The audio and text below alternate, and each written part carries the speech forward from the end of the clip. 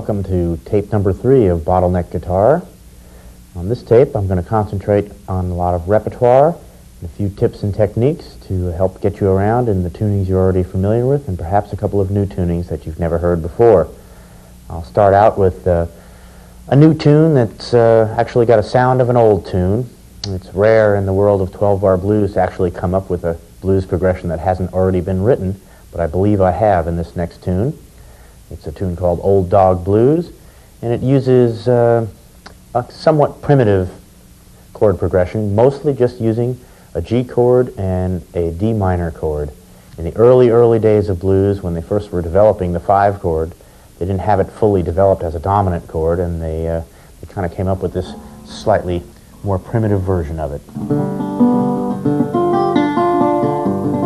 I'll play this tune and then I'll explain a little bit about some of the positioning.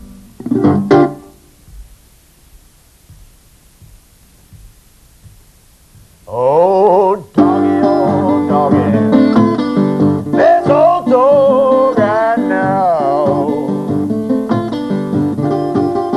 Oh, doggy, yeah, the best old dog I know.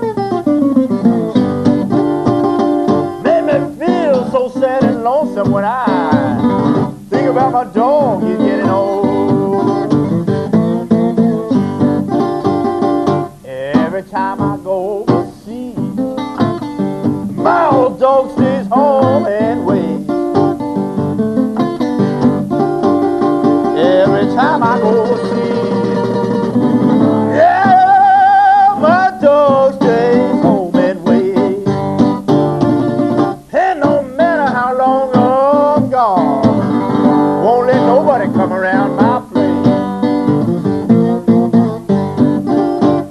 Oh, yeah.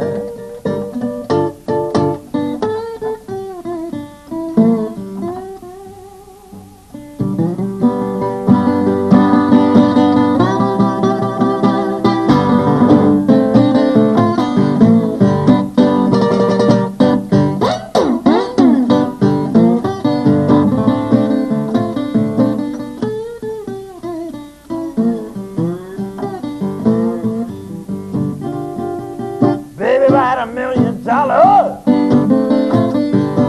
I give my dog $1 million. Oh, I sure would. Brother, if I had $1 million, yeah, give my dog up. I'm telling all the children around my neighborhood, leave my old dog alone.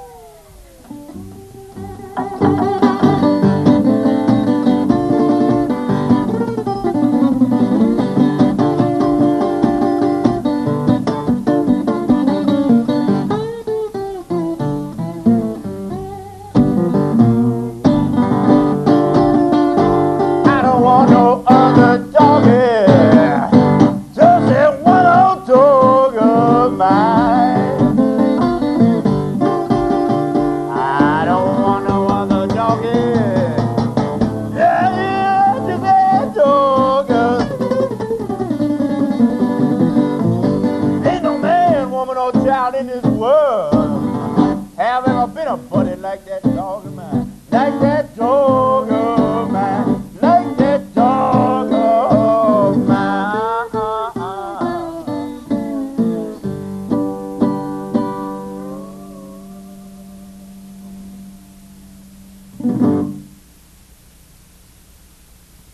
That was Old Dog Blues, and I'm in G tuning for that one. Let me help you get in that tuning. Lowest string is down to D. 5th string is down to G. The 4th string is D, just like standard guitar tuning. 3rd string is a G, just like standard.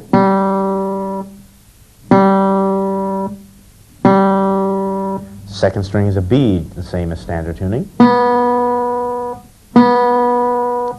first string is a D, dropped from the E of standard tuning. So you should have 3 strings tuned to D, the first, the fourth, and the sixth. 2 strings tuned to G, the third and the fifth. And 1 string tuned in B. Old Dog Blues was designed to sound kind of like a cross between Skip James and Booker White, if you can imagine a Skip James tonality with a Booker White rhythmic sense. And the 2 chords that I'm primarily bouncing off of are a G7, which is functioning as my 1 chord just as a G, and my D7, which I'm adding my bottleneck at the 3rd fret, 1st string to get D minor. Sometimes I'm fingering that bottom chord and not bothering with the bass, just open bass.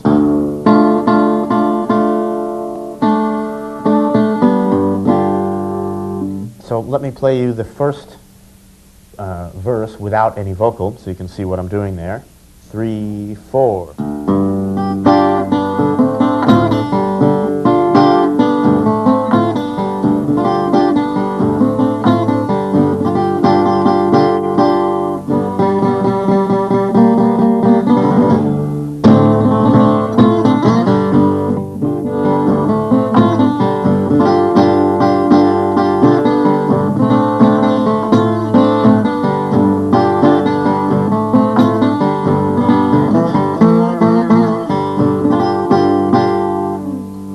Second line, rather than going to a C chord, actually just goes to that 1 chord again, and I'm doubling the note here on the 4th string, 5th fret, and adding the 3rd string, 3rd fret to get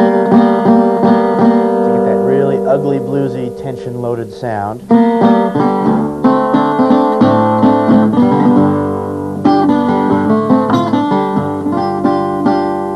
Then I played a kind of a choice double time lick that was built out of this chord shape. And it goes like this. So as you can see, its framework is this position here, beginning on the 1st string, bending it up at the 7th fret. Follow the shape, then chromatic. And I did it with a double time feel, all with downstrokes. So I went like this.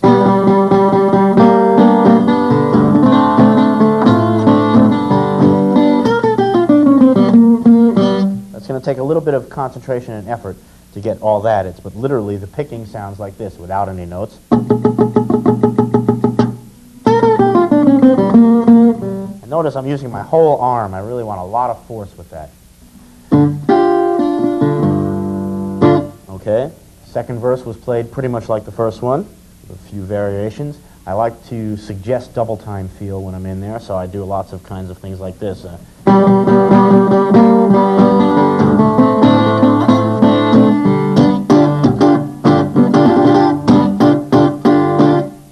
Those are the kind of exercises you should fool around with while tapping your foot. So something like this: 1, 2, 3, 4, 1, da da da da da da, da da da da da da, da da da da da, 1. And in order to make those triplets clean, I'm strumming across, and I'm also relaxing my left hand and unflexing it so that the notes will be choked off.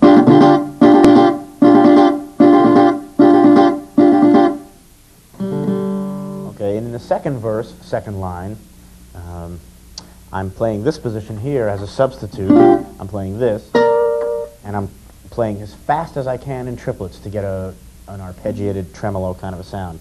So the second verse was, every time I go overseas, my old dog stays home and waits.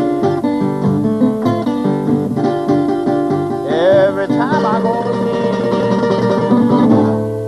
Now, in order to affect that, I'm bearing down as hard as I can, I'm playing as fast as I can, but it is in rhythm. 1, 2, 3, 4. Slow down, it would be 1, 2, 3, 4.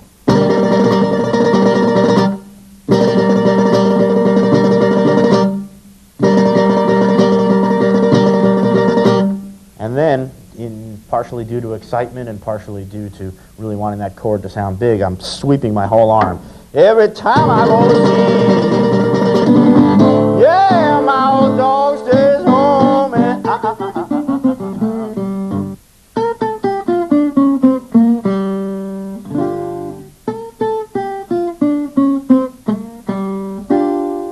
Then I continue. Yeah, no matter how long I'm gone, won't let nobody come around my place. And that finishes with bass string octaves, like this. So that's 6th and 4th for the first few notes, open 5th and 3rd, and then 3rd fret. Okay, now I begin the solo.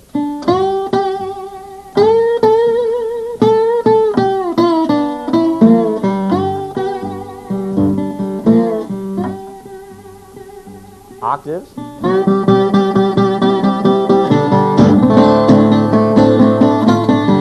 that lick.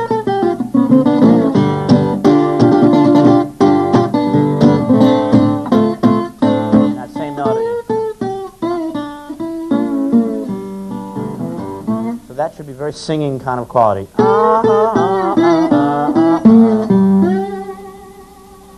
Okay, and then we're into the next verse. I had $1 million, give my dog a million bones. Yes, I would. Brother, if I had $1 million, yeah, give my dog a million bones. That's that ghosted note right here at the 12th and 14th fret. And that sounds ugly. That's because it's meant to be ugly there. And I'm making triplets up and down with my fingers.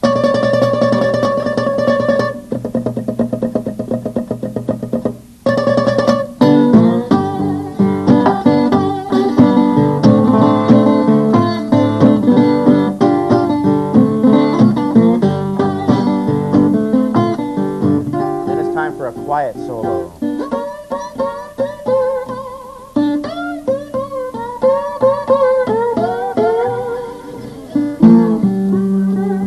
Kind of build it up.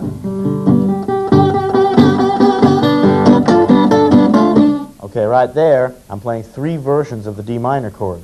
10th and 12th fret, 6th and 7th fret, and 2nd and 3rd fret. And I'm playing those in that off-time triplet rhythm. 1, 2, 1 and a 2 and a 1.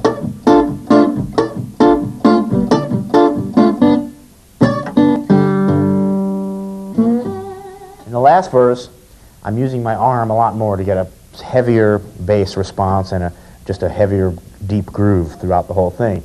I don't want no other doggy, just that one old dog of mine. Okay, now I'm going to play the bass octaves and strike the guitar. Now, it's very important, particularly if you have a wood guitar, to only hit the guitar on the fretboard where the fretboard joins the body. That's the strongest part of the guitar. You'll crack the face if you hit it here, and if you have a resonator guitar, you'll ruin the resonators if you hit it here. This is very important. Also, I don't just beat the thing savagely. It may look like I'm doing that, but I'm really quite a sensitive savage. If you ever watch a conga player or a bongo player play their instrument, they never hit down into it. They don't go, but they actually snap away like the cracking of a whip, and they pull the sound out like this. They snap away from it. So I'm doing the same thing here. I'm not going, but I'm actually, so the string comes to life when I play it. So I don't want no other doggy, just that one old dog of mine. I don't want no other doggy, yeah, just a dog of mine. Okay, right there, I'm doing that same stretch the string idea to get this dissonant half step sound.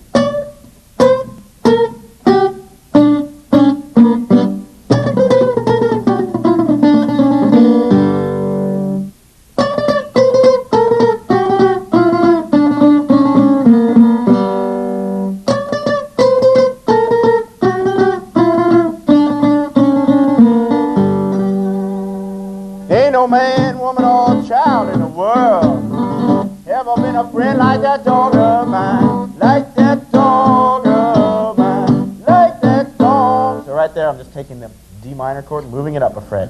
Like that dog of mine. So you shouldn't even lift your fingers for that, just slide them up.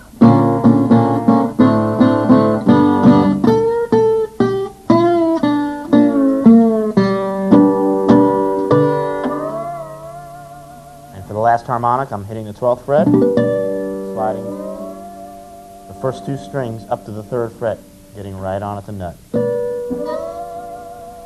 If any of these techniques are difficult to understand, I refer you to Volume 1 of the Bottleneck series, where I've explained all the techniques that I'm using in this repertoire.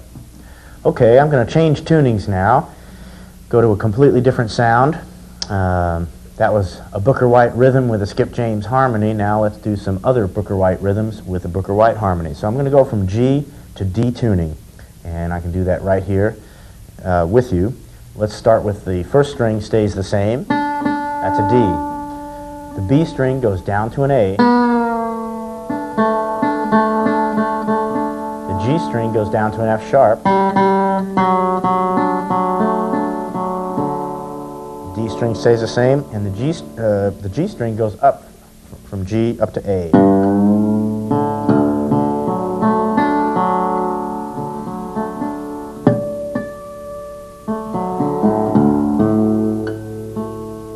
Usually a guitar has to settle for a minute as it goes from one tuning to another.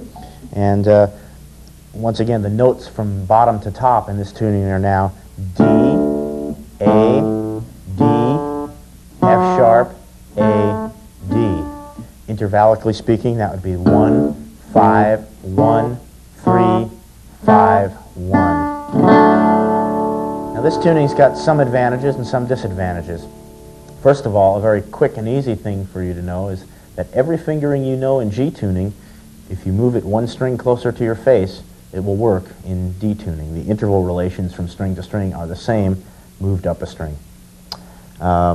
This tuning has the tonic on top, so you lose the ability to clearly slide up to the tonic. Like in G tuning, you would be able to do this. Here it's on the 2nd string, so you got to be a little more precise with your technique. But you do have this tonic on top so that you can bounce off of it.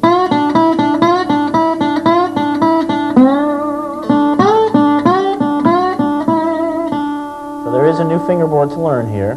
I'd sort of sketch it out for you, and on your own you should try and map it out. Sometimes people like to take a pencil and paper and actually write out all the notes on all the strings. Just to give you the important notes here.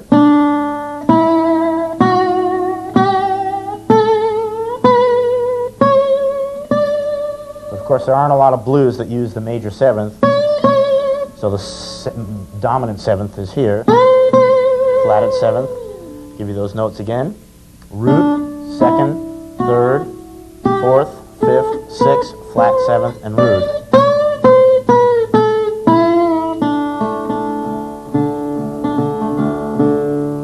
What I'm going to teach you now is kind of a combination of a couple of Booker White tunes, the Jitterbug Swing, and also some of his train songs will be incorporated here as well. The Jitterbug Swing lick is one of my favorites because it sounds far more complicated than it really is.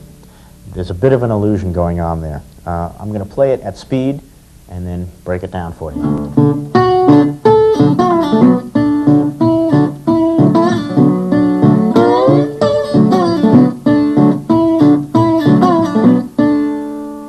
It involves a couple of things. It involves a hammer-on with your finger right in between a bunch of slid notes. It also involves a strike and slide. That's the center of that lick. So it begins like this.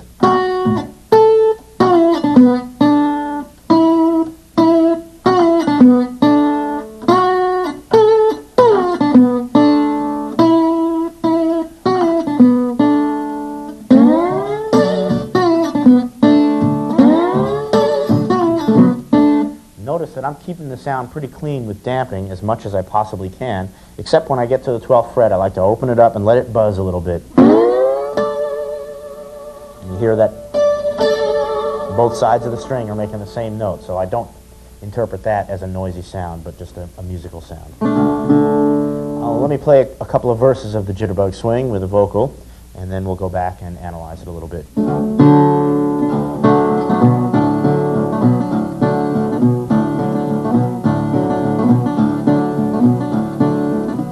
Hey, come on, you women, let's do the Jitterbug Swing.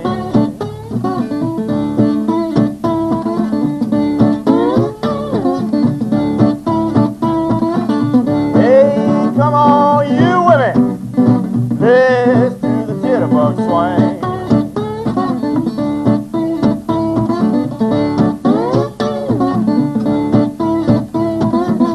When you do that swing, you will be doing that thing.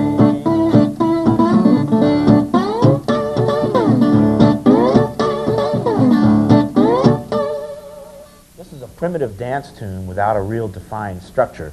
There's a 4 chord, which is fingered like this, and that's 2 octaves the same, and then I'm adding the 3rd string on the 1st fret, and occasionally he will make a little rocking sound by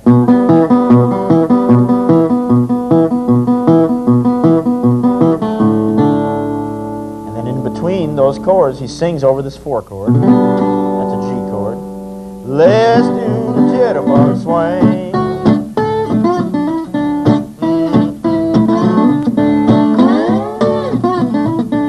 So those are the 3 basic Jitterbug Swing licks. Is the one that starts here, one that starts here, and one that starts here. All of which are answered by when you do that swing, we'll be doing that.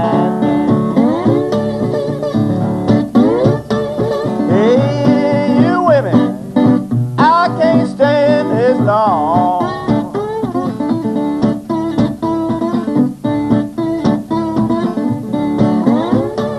Hey, women, I can't stay this long.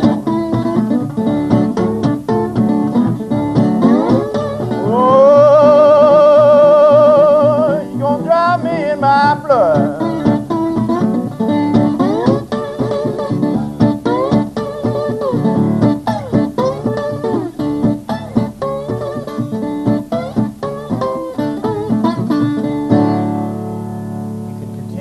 Make variations from that point. He scoops down from the 19th fret at times. He was what I would consider a low fidelity slide player. His riffs were good, his tone was a little scratchy, but in the heat of the moment and with the levity involved in a tune like this, it seems to be okay. Now, along with this kind of rhythm,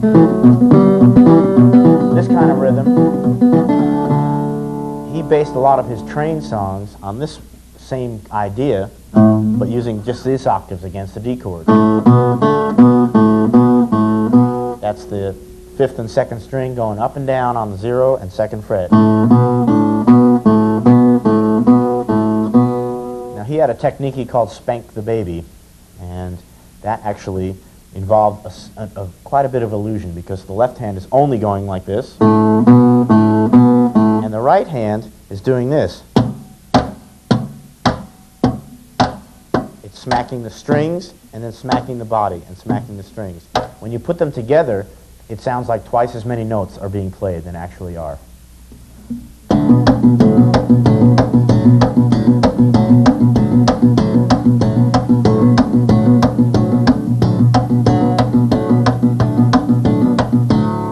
That in context. He used that quite a bit in a song called Aberdeen, Mississippi.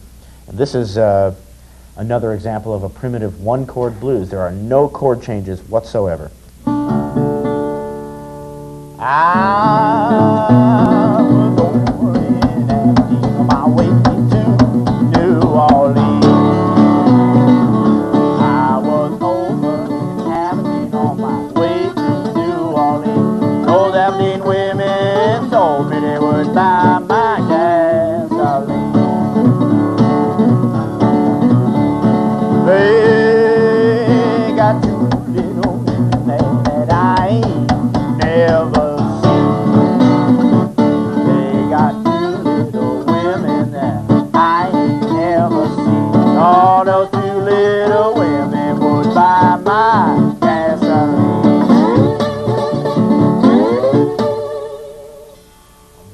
very interesting character because he was recording some pretty primitive kind of blues in the late 1930s, and he was found by an A&R man actually doing some prison time in Parchment Farm for murder.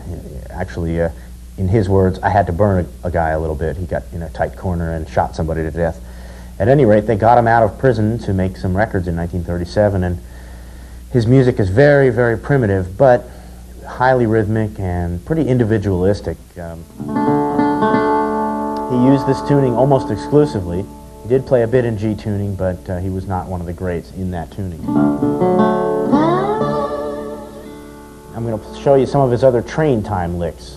He would do these talking blues about trains, and the reference to Aberdeen, Mississippi, by the way, was how they found him. John Fahey, in 1963, I believe, sent a letter to Aberdeen, Mississippi, general delivery to Booker White, old blues singer, and it actually found its way to him, and that's how they rediscovered him. So he used this pattern as the basis of his train music.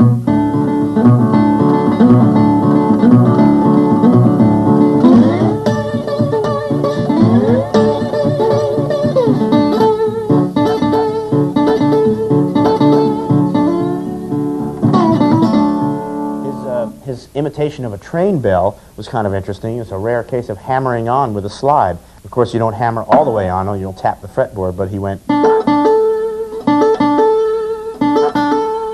just lightly contacting it.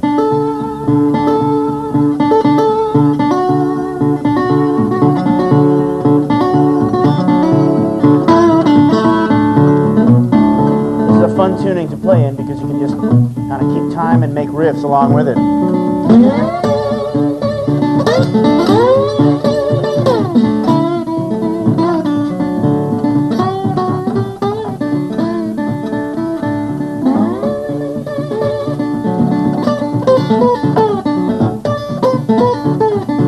me slow that down.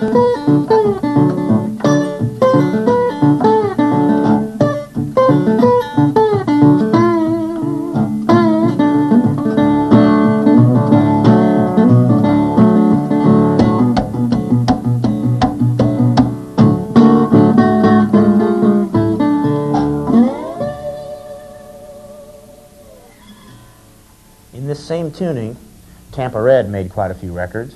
We play you a little example of what he did. Now, Tampa Red was not a continuous finger picker like Booker White was. Booker always kept the groove going no matter what. Tampa recorded a tune called Denver Blues, and he actually is pretty sporadic with his bass strings. He would play what he could, but he was an expert at getting a really clean tone. He was the first black blues recording artist to use one of these tricone guitars. And so he was known for his distinctive clean tone, and he definitely damped. So I'm going to play you a little bit of Denver Blues now.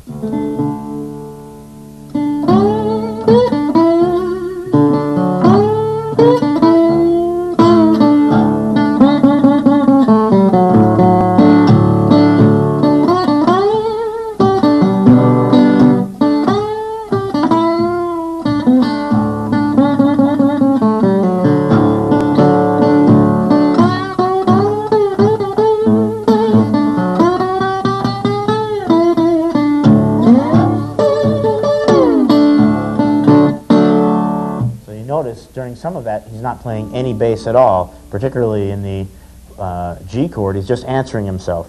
So that's the way he responds. He plays the melody and he just doesn't have time to have his hand all the way down here, so he just lets it alone.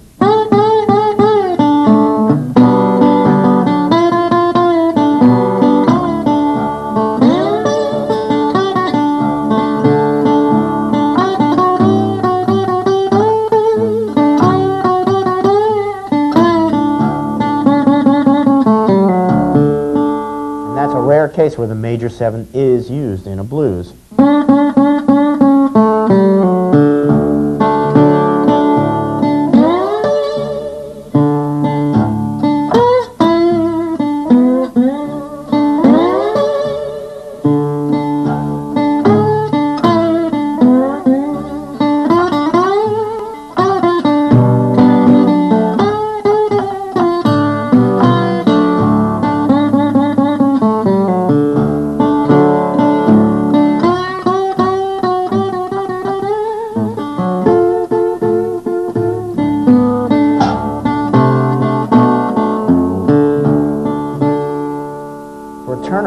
possible to have a couple of nice things, because knowing what you know from G tuning and moving it up a string, that places the bass turnaround on the 5th string.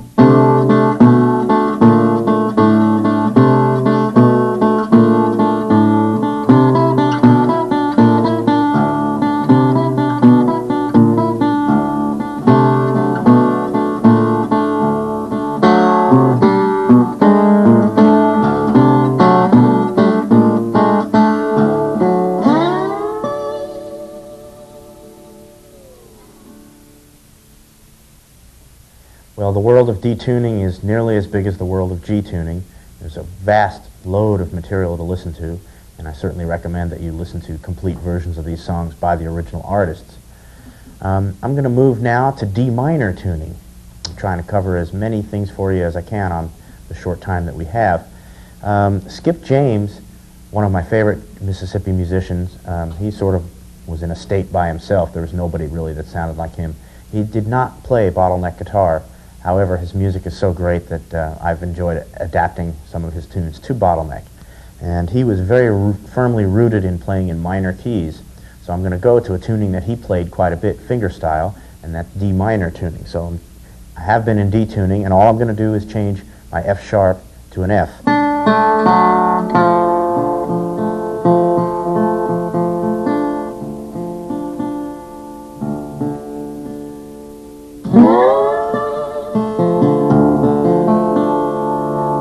Spooky sounding key, and I'm going to do a bottleneck adaptation of one of his tunes called Cypress Grove, and it goes something like this.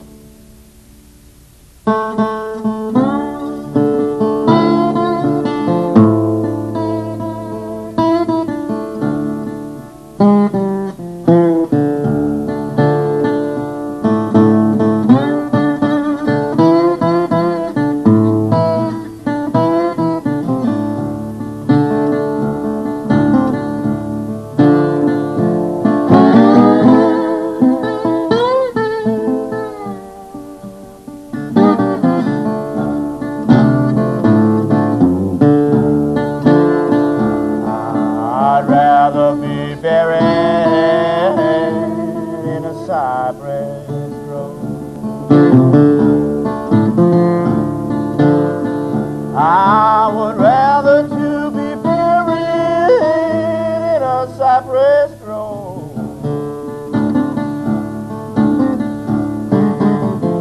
Yeah, it'll be living way up here, treated like a dog.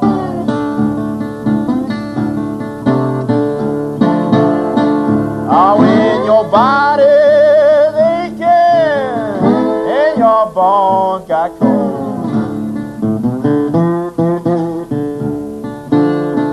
Say, when your body's aching and your bones get cold,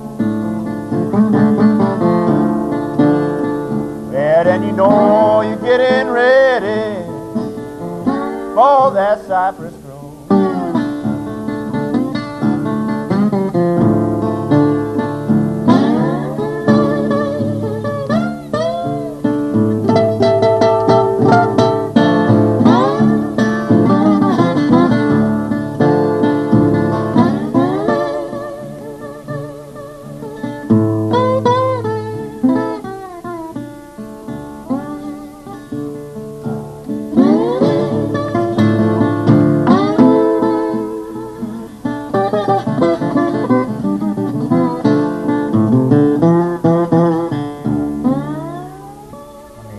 Just a little bit of what I'm doing there. One of the tricky things about this tuning is avoiding certain strings. There's times when you just don't want that G string to sound, which is now tuned to F. You don't want that F string to sound, particularly against this chord. That's a real problem note there. Get a half-step fight. So I'm very delicately playing the melody on the B string to begin with.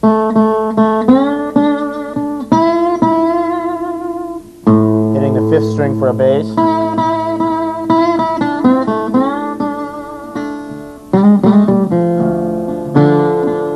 And that pattern there is on the 3rd string.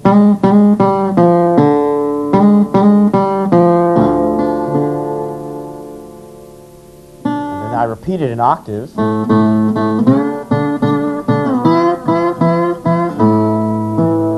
And again, very carefully not hitting.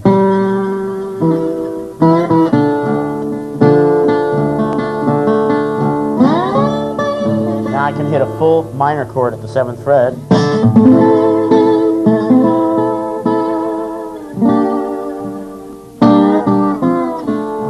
I particularly like the 6th fret sound there. And what I'm playing there is almost a Gregorian chant kind of thing, the open fourths, playing the 4th, 2nd, and 1st strings.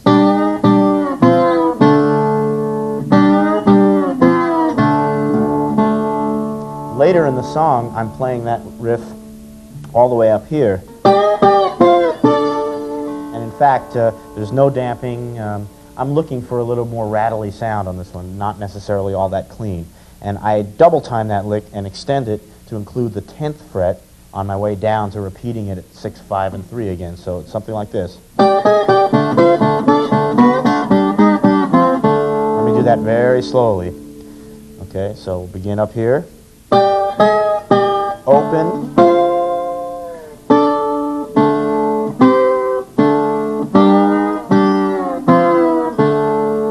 And don't take that as the only version you can do. Any variation of that will work.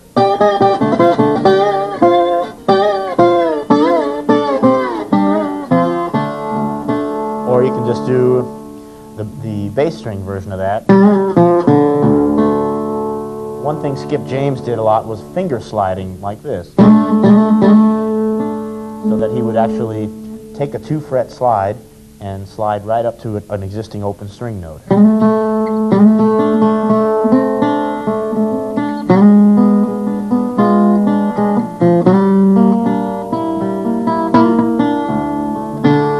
In fact, that makes a nice opener for this song.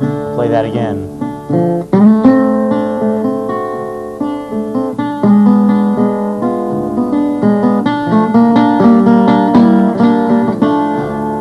Quite interesting because here he's playing a major note, a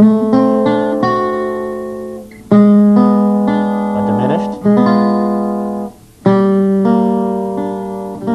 and that's actually a 4 minor chord, a G minor chord, with an added 6th.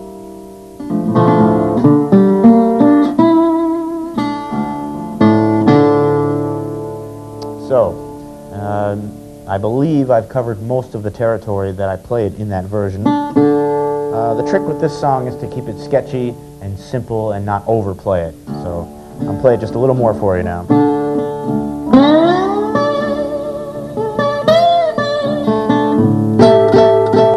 Now that's a nice high dramatic 5/7 chord. And you can do this extended as well.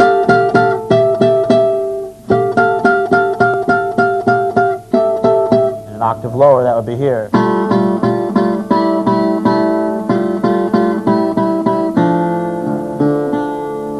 Come back to this one for the next tune I play.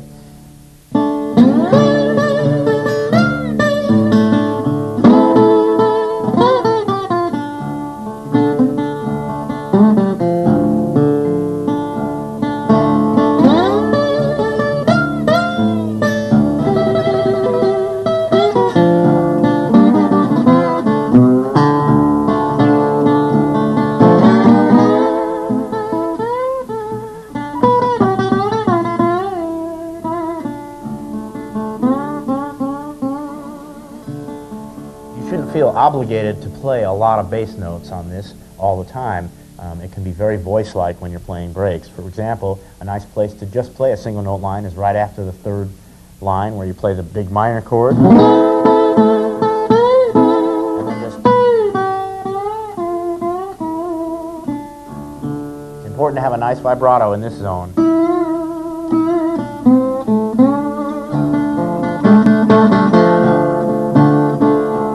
Right-hand approach is a lot more delicate in this tuning than in anything else I play. In G tuning, as you've seen some of the earlier tunes on this tape, I'm really swatting and bashing away at it as hard as I can. On this one, I'm trying to play beautifully in the context of music that's not overtly beautiful.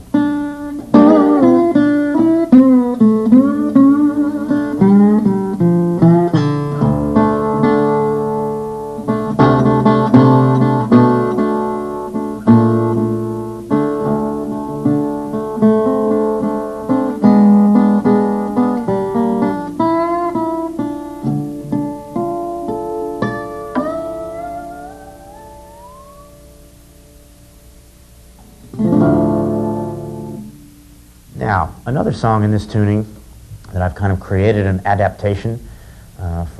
Every once in a while you run across an old blues tune where you really like the lyrics and the melody, but the guitar part just is not interesting. Such a tune is Telephone Arguin' Blues by J.D. Short, a great singer, a great conceptualizer, but a pretty bad guitar player. So I've kind of taken advantage of the similarities between this tuning and standard tuning. In fact, the fingerings on the top 3 strings are all exactly the same as standard tuning, albeit one whole step lower. So I'll play you a little bit of this Telegram Blues. It actually is originally called Telephone Arguing Blues, but J.D. Short was so awestruck by technology that he kept referring to it as people arguing over the telegram. And the repeated lick that I use is this.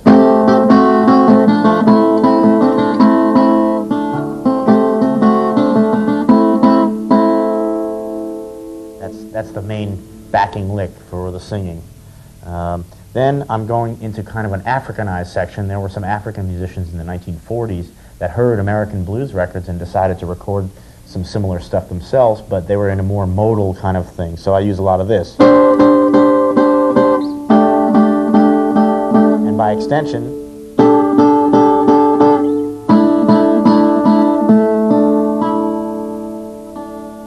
and I will also use this. That's that high dramatic 5 minor chord. So let me play a little bit of that and then we'll break some of it down.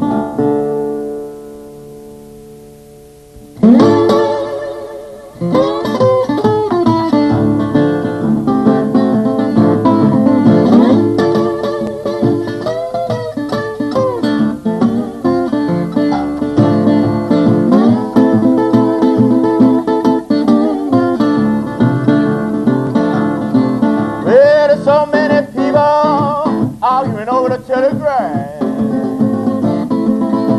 I said there's so many people arguing over the telegram. This ought to run through my head just like a stone in sand.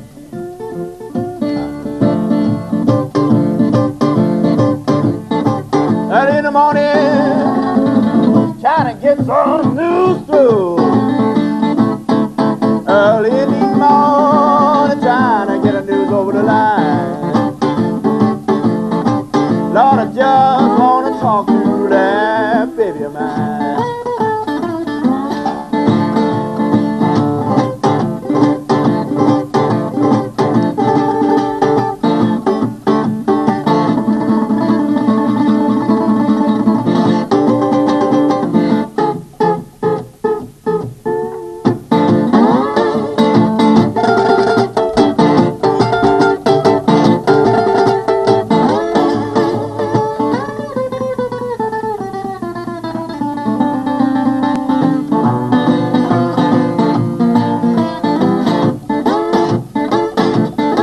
I hear arguing almost everywhere.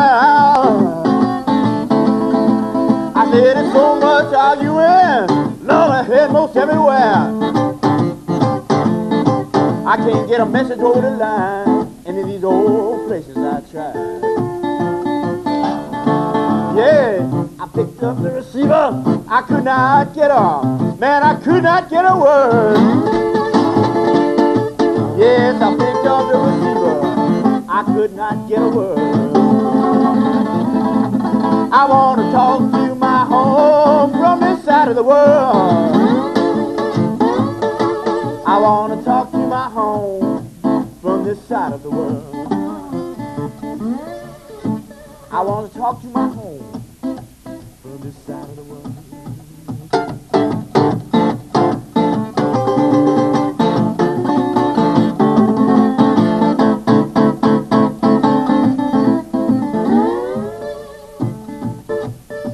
talk to my home from this side of the, from this side of the, from this side of the world.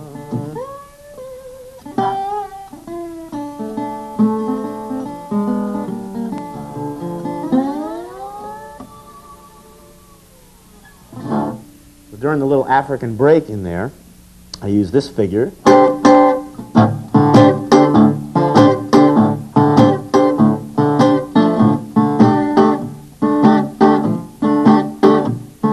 I did this.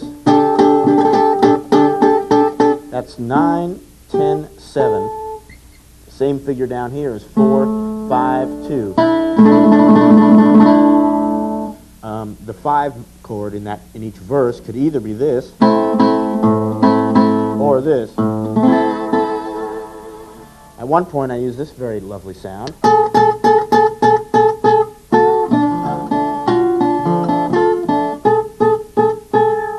I could get my fingers out of the way to show you that, but it's 2nd string 11th fret, 1st string 7th fret.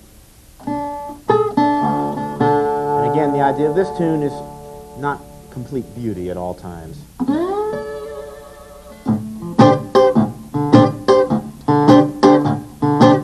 Keeping that rhythm going.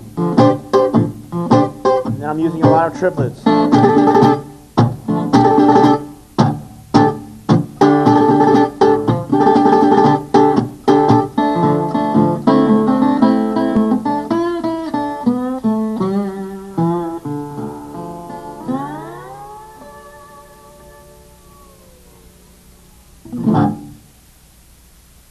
Okay, let's do a radical tuning change now, and I'm going to introduce you to a tuning you may not have heard of before, C tuning, and I'm going to go right through G tuning in order to get to C tuning, where you have been in D minor.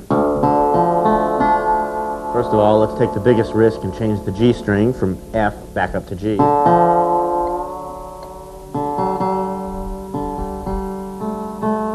A go back up to B,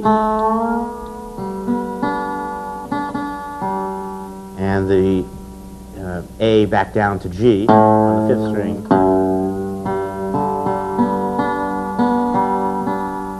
Okay, now you should be with me in G tuning. Okay, now I'm going to continue tuning on my way to C tuning. In order to get to C tuning, we're going to take the B string up to C.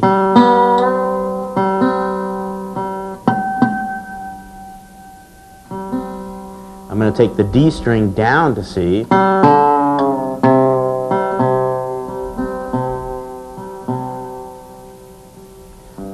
The G string stays the same, and the low D goes down to low C.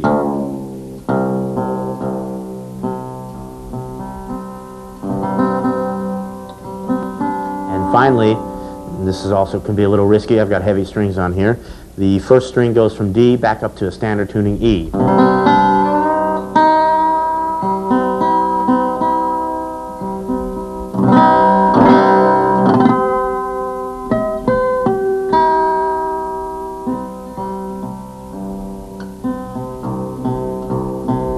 So, just to give you the notes and so to give you a last chance to retune here.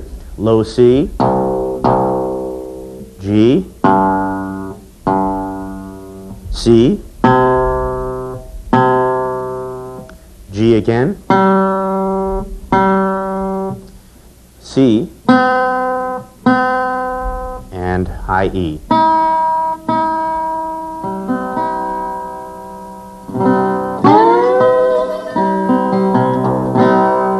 Now, as far as I know, none of the old blues players played in this tuning.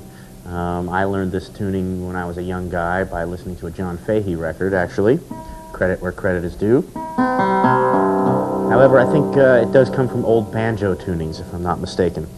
Anyway, first thing I can tell you about this tuning is when we were in G and we moved to D, everything you knew in G, you moved it one string closer to your face, and it worked. In C tuning, it's also similar to G, but in the other direction. So every fingering that you know in G, you move it one string away from your face, and it's going to work in C. So, for example, what was a 4th string turnaround in G is now a 3rd string turnaround in C.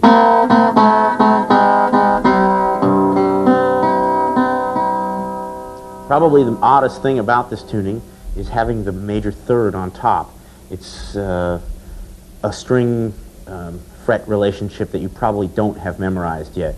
For example, the root is now on the 8th fret. But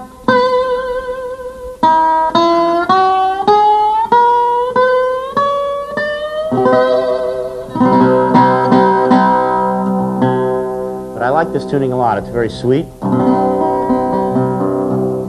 And the Charlie Patton descending bass material actually works quite nicely in this tuning.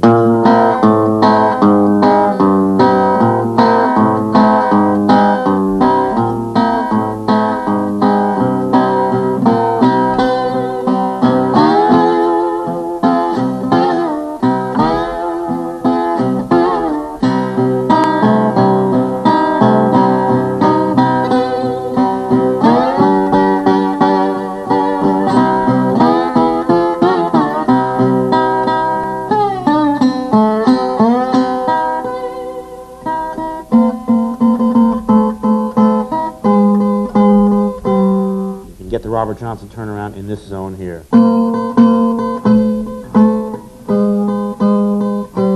That's first string 8th fret and 4th string 10, 9, 8, 7. Well, I've taken Charlie Patton's lyric of Green River Blues and I've adapted it to kind of a Robert Wilkins sound where there's it's a blues, but there are 2 second lines, so it actually becomes a 16-bar form. The line with the 4 chord gets simply repeated. It's a very simple guitar part. I'm going to show it to you right now. I went up Green River, Lord, rolling like a log. Yeah, I went up Green River, mama, I was rolling like a log. Hey, mama, just rolling like a log. And I can't stay here, honey, 'cause y'all treat me like a dog. Lord, I think I heard that man whistle blow. Yeah, mama, know I heard a whistle blow.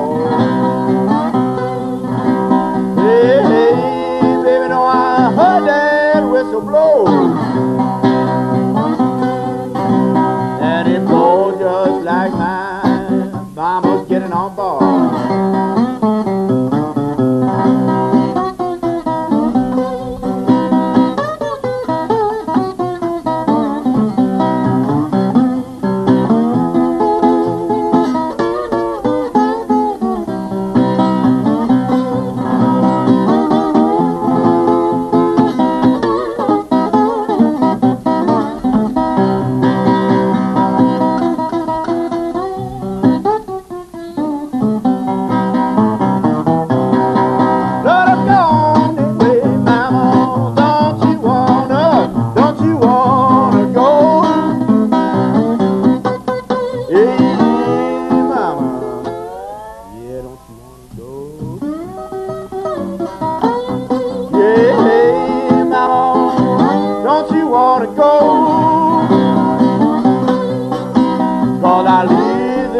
Baby, 'cause you treat me like a dog.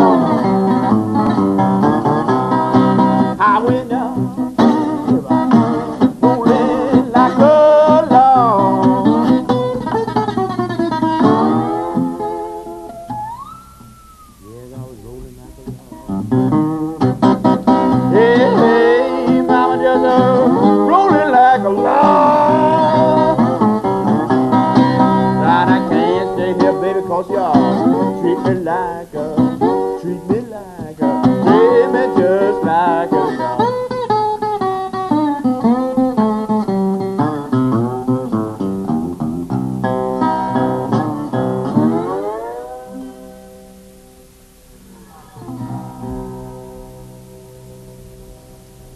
Now, the elements that went into playing that were really quite simple.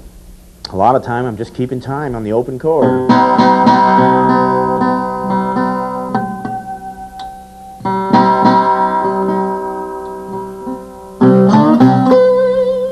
walking blues lick gets translated to there.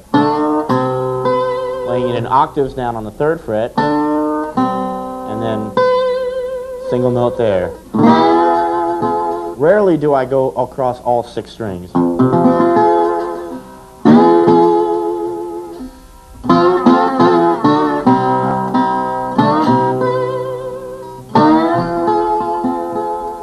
And sometimes I like this lick.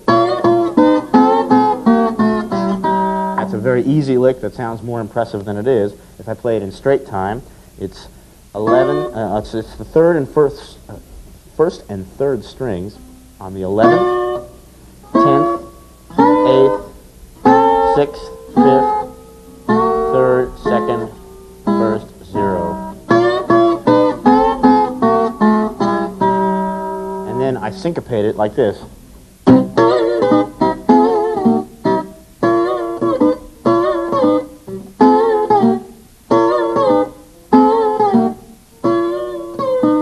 In order to facilitate that last bit of it, I break up. I play it as a pair, and then I break it up.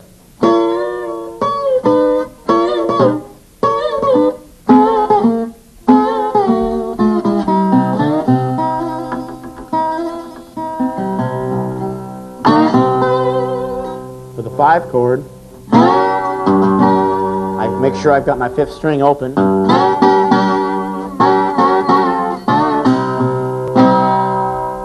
Because of the tuning is so high in the high end, you can play lots of parallel 4ths and 5ths and it doesn't sound bad.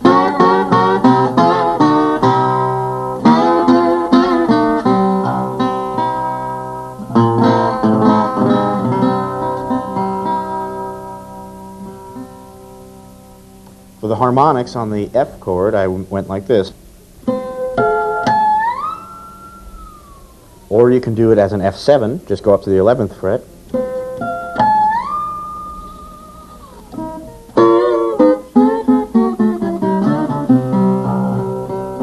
For the very ending, I repeated that melody in 3 octaves. First I went, then I started on the 3rd string, 5th fret, 5th string, 5th fret,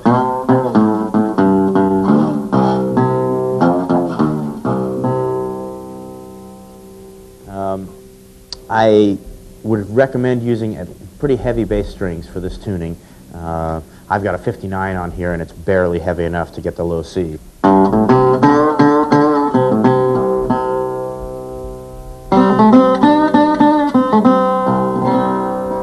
In some ways, C tuning has many of the advantages of D by having the low tonic on the bass, and some of the advantages of G by having tight voicings up high, and some of its own unique abilities.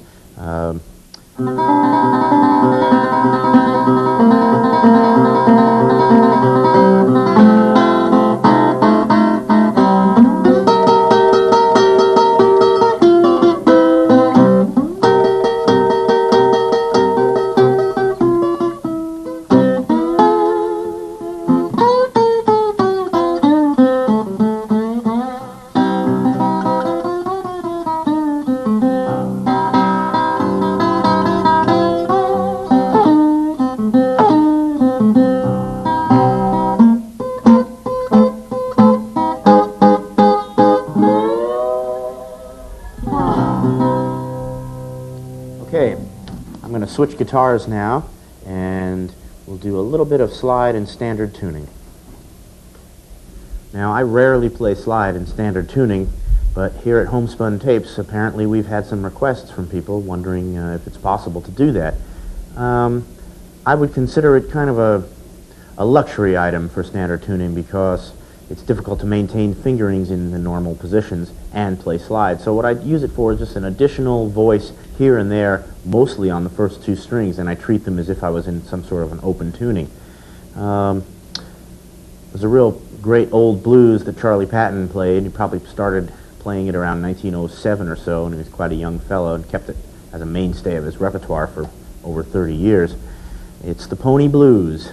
Now, a lot of old blues, before they formulated the 12-bar form, were actually shorter or longer as the whims of the artists changed.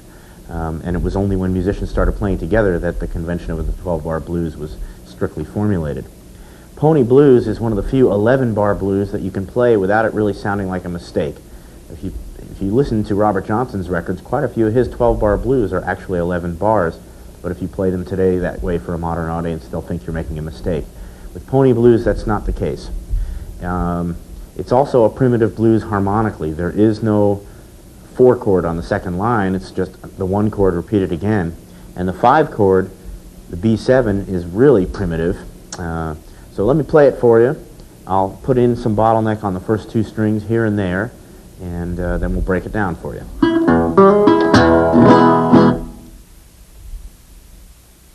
Why don't you catch my pony, mama? Saddle up my black man. Catch up my pony. Saddle up my black man. I found a rider, mama, baby, it was someone. He got a brand new Shelly, mama, man already trained. A brand new Shelly, oh baby, already trained. He get in a saddle, mama, tied it up on the rein.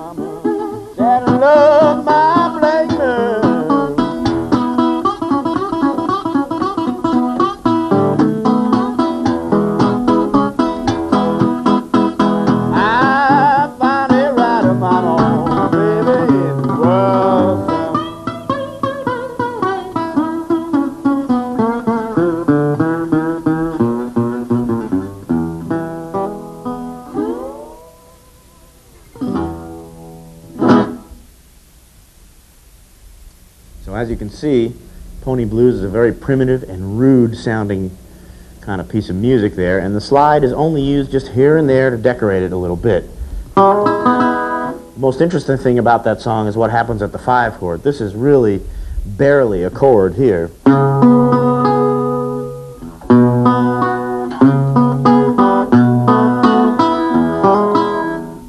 the notes involved here are C sharp, B, and G sharp. The best that you could do to explain that would be calling it a B13th with a 9th in the bass, and I can guarantee you Charlie Patton would never have called it that.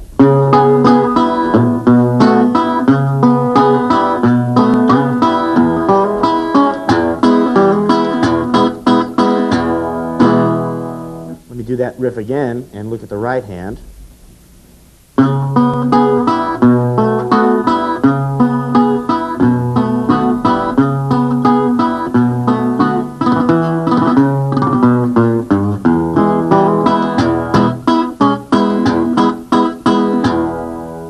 A lot of string snapping going on there.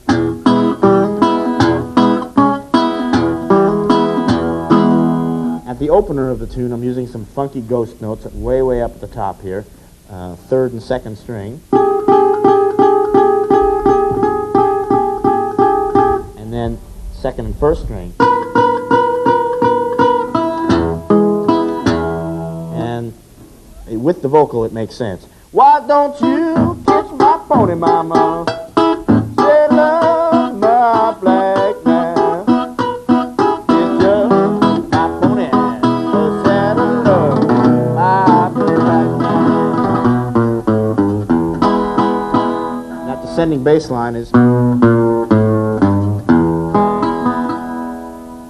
Now, in standard tuning, you have to really be careful to avoid the third string, otherwise you've got E minor. And I rarely play slide guitar on this guitar, to tell you the truth. The sustain is a little short, so I'm compensating here and there with right-hand stuff.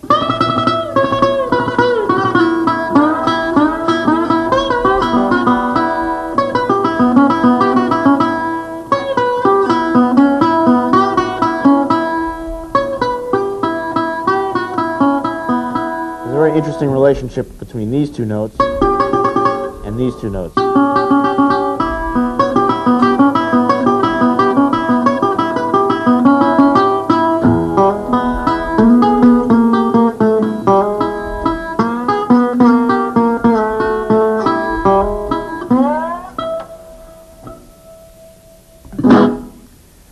Well, that's about all the time we have. In closing, I'd just like to say that it's not worth it to get hung up on lots and lots of tunings. It's better to work carefully in each one. After all is said and done, I still find G tuning the most versatile, though of late I've really been falling in love with some of those minor tunings. I'm going to close with something in a minor tuning, but that's also based out of G. So I'm just going to change guitars here and get ready to do that one. Okay, I'm going to tune back out of C into G. So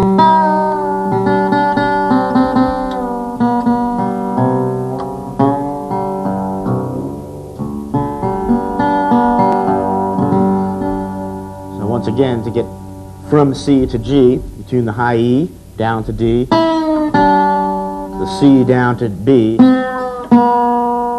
the low strings go back up from C up to D. Now to get to minor, I'm going to lower the B string a half a step.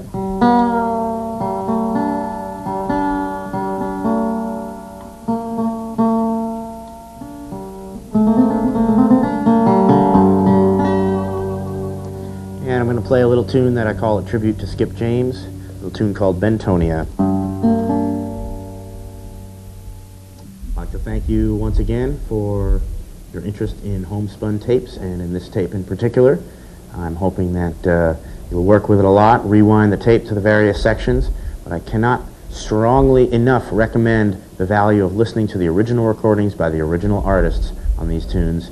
Now that you know the basics and some of the positions that I've shown you, it should aid you greatly in expanding your ears and translating that distance between your ears and your fingertips.